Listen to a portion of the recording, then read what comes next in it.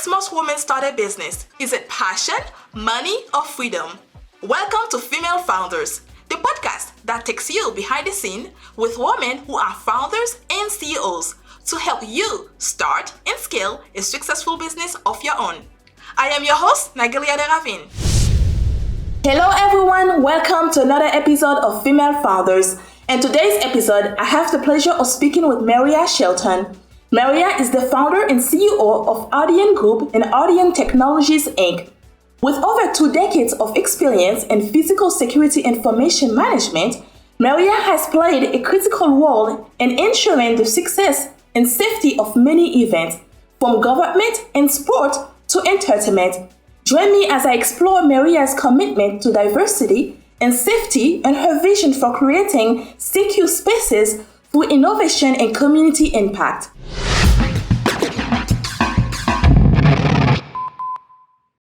Good morning, Maria. Thank you so much for giving me the chance to talk to you this morning. So can you tell us about your journey in the field of physical security information management and how you founded Ardian Group and Ardian Technologies? So it's interesting. I was clearly almost 30 years ago now, had been working in a lot of major events and political campaigns and things like that, and had become essentially the badge queen or credential queen, they say, getting access into something. What I recognized very early on after several, events, I had done the Olympics, I had done an inauguration, that it feels like the way I was trying to get this service done, it was sort of piecemealed. So I thought there's got to be a way to democratize this, create this into a business model to now get it out to others. So starting back, in 97, decided, there's got to be a way to create a business. So what happened is we took all the elements that you need, which is essentially data, physical devices, potentially scanners and people, and say, how do I then take this, package it, and provide products and services to the market? So it's a niche market. So essentially, but from there, we really grew. We evolved, right? We went from we're just printing badges and being at events to creating a very a digital format of that. And then from that, we expanded the services that happen in a digital format that allowed us, again, to do even more events, from award shows to presidential inaugurations and papal visits and things like that. Where has it evolved since then? So you're looking at almost next year, we will celebrate 25 years in the business. Wow.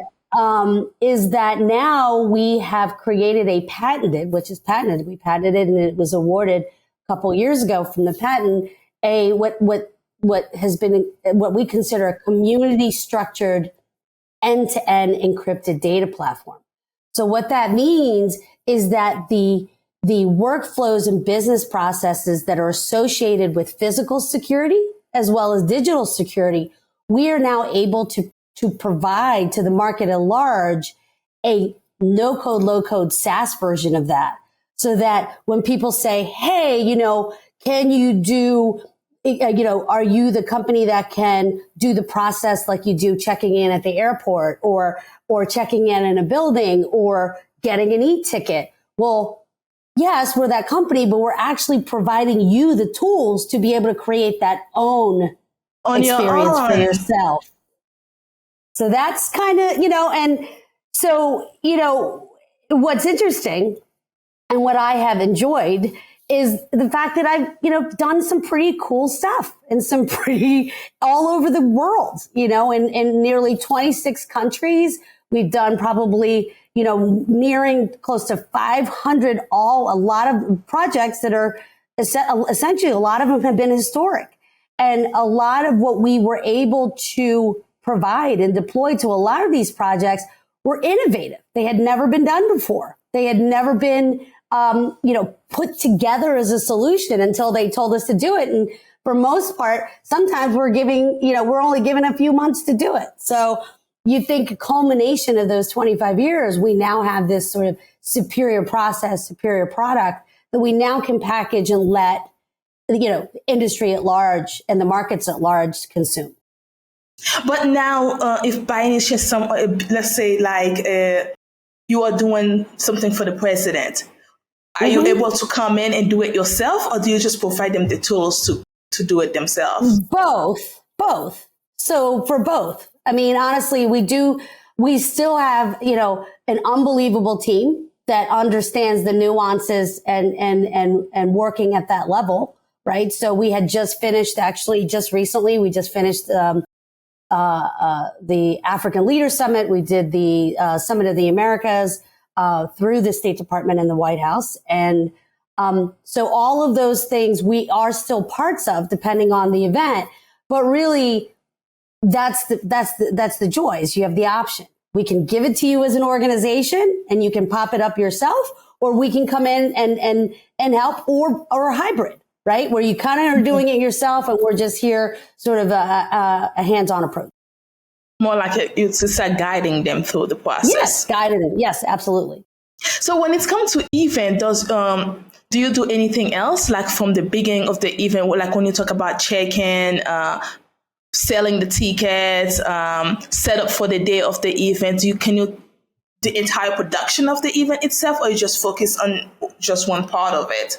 Yeah, we're just focused on one part of it, and it's usually around the ability of access and safety and collection of info to help support the security requirements, or the sort of the security mission around it. So that's really been our wheelhouse. Now, keep in mind, a lot of the folks that work with us, even with this, because we do such large scale ones, are people who can do the entire production, right? So, part of my background, even before creating this, is I hopped around. I've done television production. I've done talent management, press operations, transportation, so all areas within an event, a large event, that just makes what we provide as the service better, because we have such a huge understanding on what the other functions do.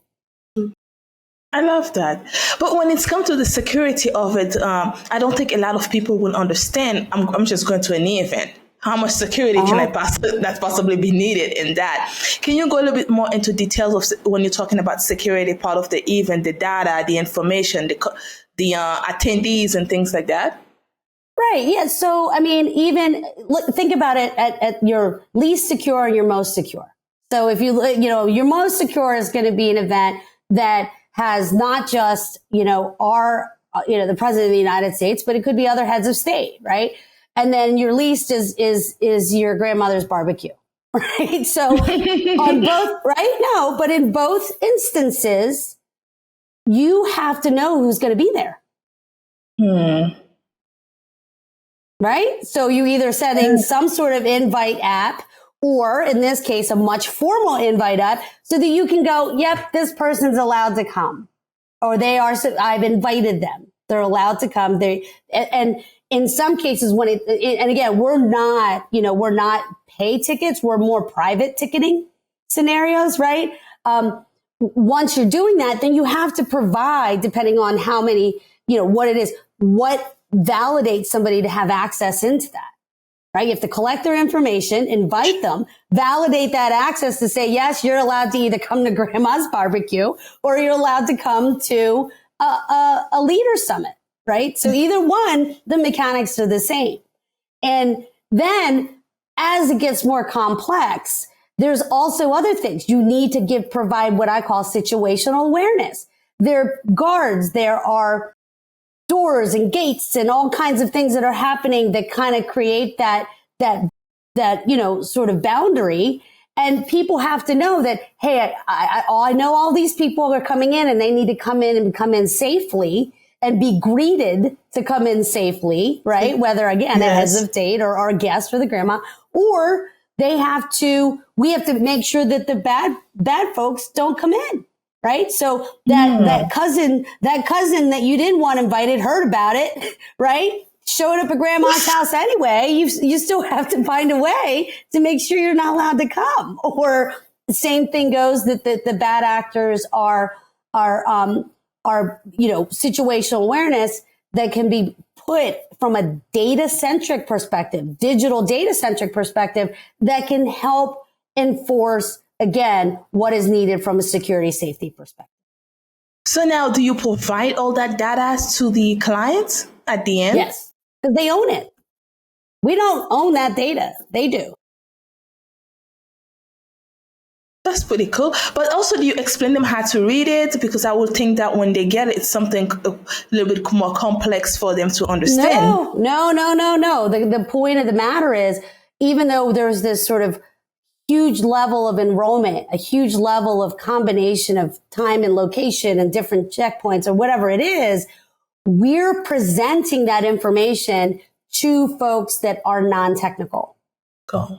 So that information is presented to you in a very simple yes, no, or color-coded by whatever is needed in a real-time web-based, secure, mind you. So it's a real-time web-based and secure, so that situational awareness can be easily consumed without looking at raw data. We're presenting to you in a way that's easy for you to decipher as to what's happening. But let me ask you that. Let's say that you are having, you are part of an event for the president and there's a leak there. Is that something that you need to report to them right away so they can have enough security to protect that? Or how does that work? Yeah, well, man, there's probably several protocols put in place, right, to understand and verify someone's identity, right? And then so if any of those protocols have been broken down, we have mechanisms. It's not perfect. Nothing's a perfect solution, right? Sure. But we have several mechanisms to help sort of suss that out or help kind of identify some of those gaps. So the way I always try to explain to everybody is when you see a secure perimeter, right? When you see it in a physical sense, you see there's barricades and then there's guards and then there's like vehicle barricade. Like there's sort of many layers, right? Before you can even get into a door. So for us, we take sort of that physical touch and feel security and we say, how does that translate from a digital standpoint? And so we, not only is it safeguards from a cyber privacy standpoint, like, which is what everybody understands around data, but the actual business process, we create all those safeguards as well from the user level so that the workflow for security operation is done in a digital way, but in a way that kind of reflects and enhances what's happening sort of already in the physical world. Wow. This is amazing. So you started your career in freelancing events in Washington, D.C., including the Clinton campaign in 1992. So how did this experience shape your understanding of event management and security? Like you're at the highest levels, right? So and you're at the highest levels of what needs to happen at this level. So, and also again, the Olympics. So when you take sort of that knowledge and that institutional knowledge and you say, wow, these mechanics work. It's what everybody's always called it, organized chaos. But these mechanics work. How do you again package that and say, all right, how do I make this into a business model? So, it has been easy, but 25 years, we're still here. 25 years, we're still evolving. We're still innovating. And we're still continuing to see more and more opportunity, to see where sort of our solutions can be more mainstream. So yeah, it's always great. These events, like I said, I am forever grateful to have been part of historical moments. I mean, when you think about what has been pivotal or historical moments in the last, 20 odd years, in one way or another, I was there, right? Or our team was there or the company was there. So, very, very, grateful, but saying it out loud, we deserve it because we had evolved a concept into what the market's going to need. And I think that that's something we're going to need more and more as the years to come. But also that, how did you end up in events? Why events? How did you what makes you choose that path in the first place to say, hey, I'm going to work for events company or even starting in that industry? A mentor and a colleague uses is it Pastor that did the quote, chance favors the prepared, or I don't know, I might have messed up that quote, but luckily everything was by chance. There wasn't this sort of textbook path that I took. I graduated public relations in Boston University. Even though, yes, there's events related to there, what I wound up becoming, and then essentially taking that events management and becoming an entrepreneur, because they're very different things. You can be an event manager. You don't necessarily, going to be an entrepreneur. Yeah. But everything was done by chance. I had finished school, pretty early, and by chance there was a role in at the inauguration at the time. Have done many inaugurations for several presidents now, and it's and from there it's like anything else that you do. When you build into a hey, I've got this job, or you start to create what you consider your network ecosystem, right? And that ecosystem was such a unique ecosystem within the events world, right? There were people in sports and entertainment and politics, and they all play hard, they work hard, and it's an intense environment. So when you're 20 something like I was, it was addicting, right? To go from event to event and doing this really cool stuff and working with these really, diverse, really amazing, fun, but hardworking, just, really off the charts kind of people. You say, oh, I can do this for a little while, but you can't, right? It's not something sustainable. I must have lived in 6 different cities in a matter of 2 years. It wasn't sustainable. Oh, wow. So why the business evolved was that, I settled down. I got married and had a child, but I still loved the adrenaline and just the addiction of these sort of high profile things and being part of them, but also seeing the mechanics and the machinations around it and being part of that. So, the transition was hard, because now you're going, hey, hire me, to hire my company because I provide a service. But again, here we are 25 years later, continuing to innovate, continuing to do more. So I think that's because you've been doing something great. Well, thank you. But now I'm curious though, you have a product that you call CQBU. Am I saying that correctly? So what is it about, and what set that product apart from other solutions in the market? Right. I think we talked about it earlier when I mentioned that, there are certain mechanics around creating a physical security or an access or an identity experience, right?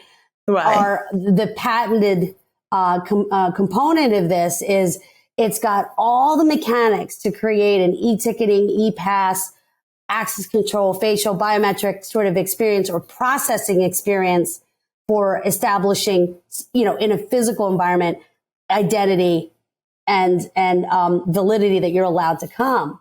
So we combine all of those along with what we consider a social way of doing it. And so getting that patented, right? So it's kind of counterintuitive that we've got all these like configuration features for the non-technical user to create this sort of really advanced experience to vet people through in a secure environment. We've already been, essentially we have FedRAMP level compliance, which is in the federal government. We protect the information. We create an overall security ecosystem, not just from a digital standpoint, but also that from a physical standpoint. So really using data, using our app and our ability to pop it up very quickly to sort of combine people, places, and sort of assets to go with.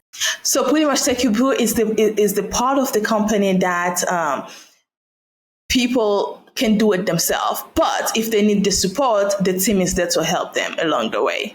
Absolutely. Yep. And why should somebody use that product compared to other products in the market? Let's say, for example, they can go to Eventbrite and create an event page. People register there. They can even do that on Facebook. Why use your product? Because I think part of it is the combination of what we've put in there. I mean, you can use Eventbrite to schedule an event, do all these other things, and I'm sure, I haven't seen it in a long time, to say, hey, yep, this is my ticket and all these things. But when you've taken the security requirements to a higher level, not just, hey, I'm showing up, right? There's other considerations that are in place. And so, less events, but more around sort of the security. The other piece too is the folks that use our application, we have to abide by the most stringent rules around protecting health data or PII, or personal identifiable information. So right out of the gate, we're taking care of that, right? Right out of the gate, our data is encrypted, in transit, and at rest.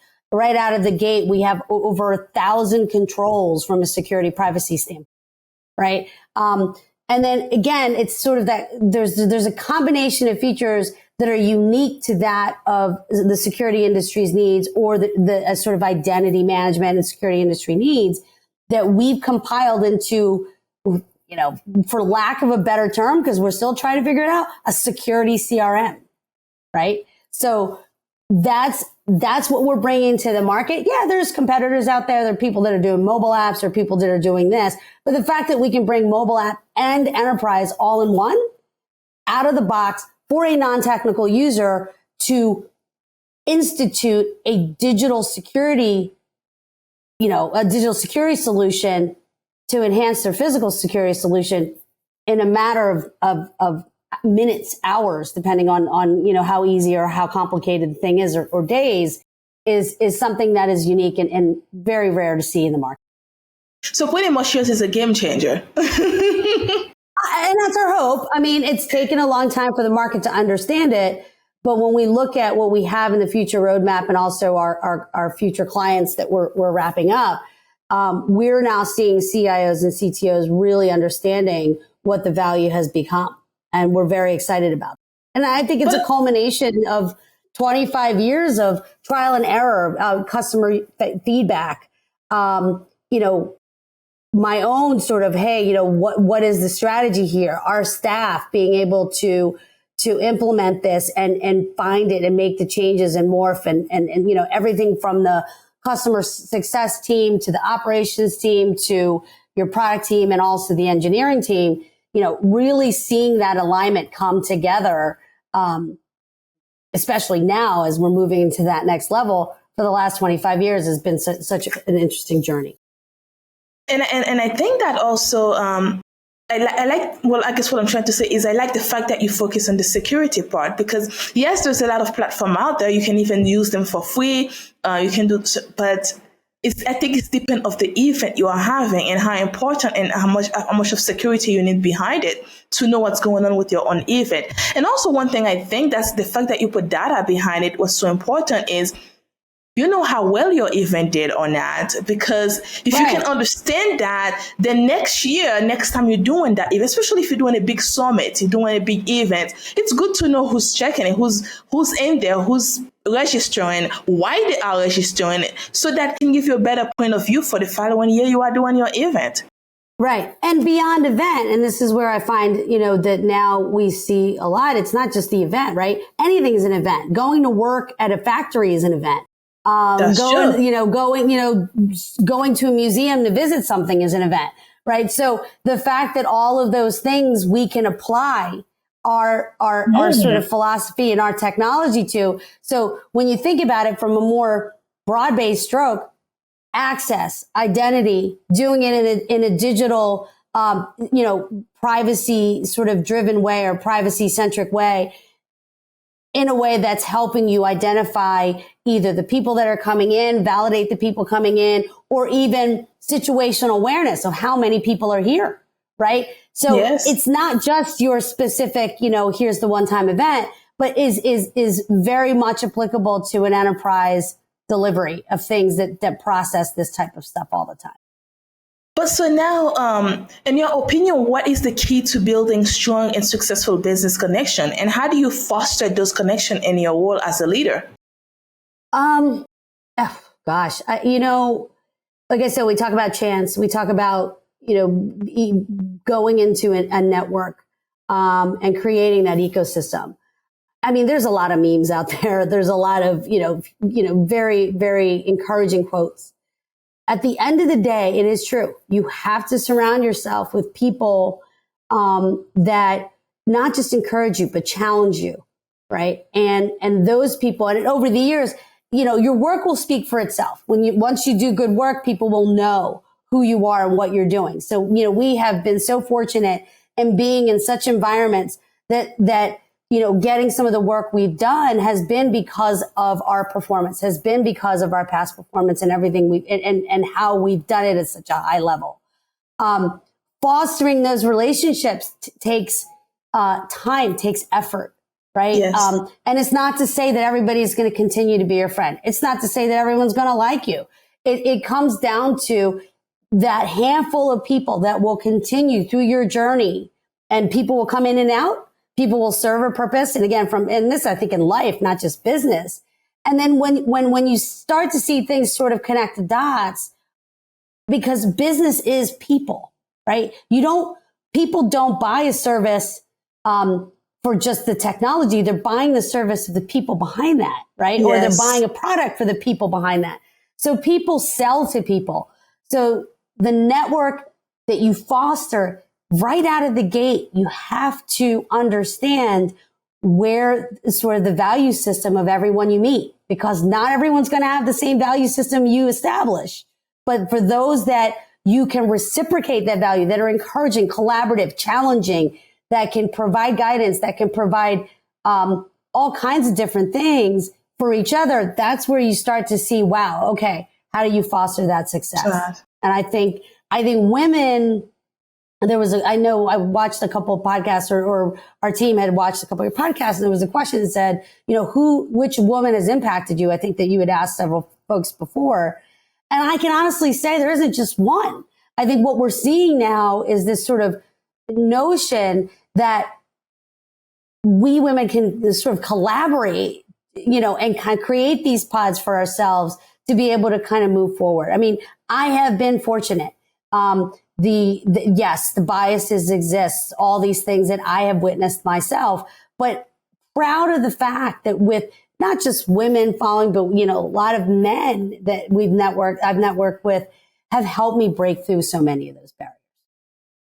So now let's look back on your path to success. What are some of the most important lessons you have learned along the way, and how have they shaped you as an entrepreneur and business leader? Staying power, grit. Everybody talks about ambition, all this other stuff. Grit is it. Grit is the definition, right? Technology and security. Forget it. Technology and security are hard anyway. So you think of that technology and security together as a woman entrepreneur, minority woman entrepreneur, you could think there's all these things, stacked up against you. Copycats, got plenty of those, right? We're innovators, so we've got a couple copycats that we've had to deal with. The reality is staying power. You cannot realize what you've set in terms of goals if you don't figure out how to stay in the game. Yeah. And to do that, it is a combination of the people that support you, what your mindset is, right? Know yourself, be self-aware of what it is that you're going to be able to do, and then create the strategy and the tactical plans around that. A lot of it can be chance, a lot of it can be luck, but there is a path to that. But really, first and foremost, whatever you can do, if you want your dreams, now it could change, the path of it could change, but if you have a goal and you're passionate enough about it, figure out how to stay until you finish it. Stay until you finish it, which is something that a lot of us, we give up so fast. We didn't even make it halfway. We already give up. And at the end of the day, and I think that's one of the reasons a lot of us, when we're dying, we're like, what if? But right. It's a little too late now, because we had the chance, but we decided to just give up. because it's too hard, because it's too much work, because you need to stay up late. Unfortunately. Or, again, we stick back to people. People haven't made my journey easy, right? Because you're not going to get all the good ones. No. But the people that did make the journey so worthwhile, between, our staff and those that have just been so phenomenal and huge contributors to what I would consider this vision that I had 25 years ago, they make it worthwhile. So really it's that balancing, but whatever you're balancing, good, bad, ugly, anything in between, you've got to figure out how to stay if this is what you're going to do. Right. And everybody always says money, money, money, money. Is it really all just money? Because your mindset has to have something. So you get the money. Now what? You still have to do steps to make that happen. You still are going to need to have people that can support you to do it. That's the other piece. You don't do this on your own. You're not a sole person. Yeah, you could have the idea. You could have the vision, but you can't execute something this big yourself. No, you cannot. And you know what? I love what you just said, Marianne. So, which get me to another question for you. What advice would you give to entrepreneurs, specifically women, that are looking to start on their own, to create something for themselves, for the children, for the families? What advice would you give them? There's a lot of resources out there, right? On business, starting a business 101 without going to business school. Right. So what you have to do in the very beginning, I think, to be successful, is you have to balance your passion with here are the logical steps I need to take. Right? You take the resources because the logical steps that you have to take to get the business up and running, right? Sales and marketing, customer delivery, packaging, messaging, value prop. What is the market? All this financing, staffing, those logistical, so what I would consider, requirements. Know those, understand them, even at the most basic business level to start with. But always balance what you learn in those to make whatever levers you need to push with your passion. Find that middle ground right away. Because if you ignore one or the other, the staying power is harder. I'm really passionate about this, right? But I haven't figured out these. And you're not going to figure it out. I've made so many mistakes in 25 years. That's great. But you got to learn from them, and you've got to figure out how you continue to stay. And that's my hope. I hope that I continue to be fortunate enough with the support of our team and support of advisors, support of mentors and friends and family, that we continue to move the levers. Because being an entrepreneur, you say, I don't want to leave this for my kids. I can tell you, I don't think kids want your business sometimes. I'm just letting you know. But one of the most important things is that all of it will always stem as the entrepreneur's mindset. So if you're not balanced or if you're not this, it creates the wrong narrative. If you have everything in place, it will create a better narrative so that the strategies you do to build out and realize what you have as a mission and what you have as a vision will be a lot easier to do. So always check not just the balance of your passion and the logistics of just business 101, but be self-aware. You have to have a certain mindset to continue. And be ready to fail and stand up and try again. Oh my gosh, yeah. I mean, fail as many times without it really hurting anybody, right? Including yourself. But you're going to fail a lot. But it's taking that and understanding, all right, okay, I did that wrong. There's trial and error components to all these things. There's combinations. There's so many moving pieces to having anything that's a successful business. And not all the moving pieces will be in sync. But when they are, amazing things happen. I seen it happen, Maria. I seen it happen before. So, you know what? Managing a family while expanding a career in the business world, this is not an easy task. So, can you share some insight into how you balance your personal and professional life during that period of time? Yeah, I mean, well, we have a unique environment in that the services component of what I would consider the Ardian group, and then we have, the Ardian tech with the application. It's my husband. So we worked together for 25 years, and the partnership that we've had in the business is even more so in the partnership that we have from a personal standpoint. It's not easy to balance, but we are equal partners in a lot of things. And we interchange either from the business or and we are actually, I think, from a personality standpoint and everything, we're polar opposites, but we make it work, right? We make it work because of the balance we understand with what we're doing with the business and also what we're doing in our lives. We're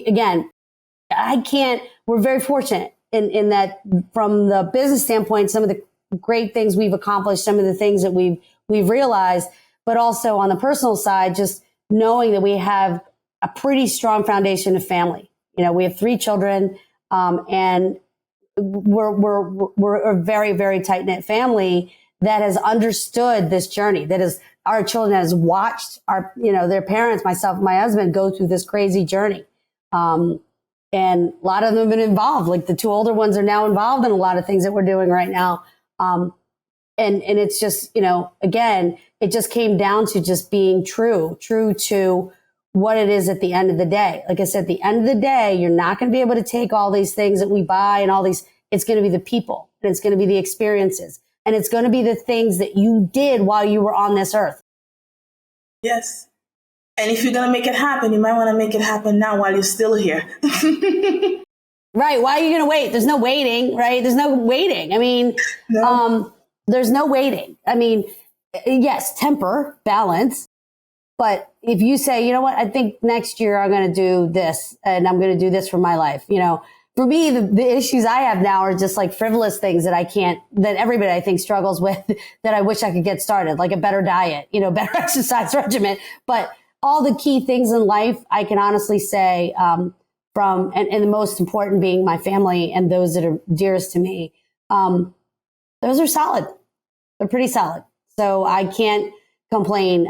And because I worked at that along with working with what I need to do from the business. But now, how can someone reach out to you, to your company, but also how can they sign up? Sign up. Oh, I mean, we have our website. I mean, we have the website. We're on LinkedIn. I believe there's going to be a series of things that we're going to also do from new talent recruitment.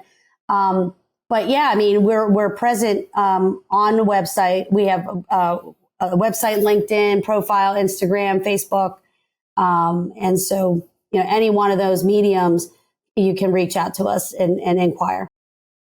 Okay. And then I know for the product, do they just go online and sign up for it, or do they need to speak with someone first, like requesting? They will need to speak with someone. We still have, because it's used in some pretty critical areas and pretty secure scenarios, we still do have, even though it's SaaS available, an approval process for us to be able to say, okay, your company can use this. So we're still very selective in the sense of who has access to the system that we currently are putting out. So, but yeah, I mean, like I said, I think I don't know if once this podcast is sort of aired or put some there, we can certainly provide all the contact information as to how to get a hold of us. Anything else you'd like to share with us today before I let you go? No, I just say thank you for taking the time to do this. I think this is a great thing. I think if more women have a forum to want more women entrepreneurs have a forum to be able to kind of put it out there, I think hopefully we can encourage more women to go do what they need to go do. Absolutely. And I think that the more women hear people like yourself voices that for 25 years you've been doing that, you have 3 kids, you're married, but you did it anyway. Yes, you had a support system. It's not impossible. And I think the thing is here, if you want to do it, just go for it and find that support system. And then when you find it, be true to yourself and to them as well. And I thank you, Marianne, for giving me the chance to talk to you, to understand what you do and why you are doing it. And it's incredible to meet women like yourself that are doing such a great work. And then you know what? That we never heard of. So that's the reason why we need to speak of people like you, because you are here, you're doing it. But we just don't know that. We don't know that until you come out and speak up about it. So I appreciate that. Oh, thank you. I really appreciate it. Thank you for listening to Female Founders Podcast. That's it for this week's episode. Be sure to follow us on your favorite podcast app or connect with us on womel.com so that you don't miss our next episode. See you next time. Bye for now.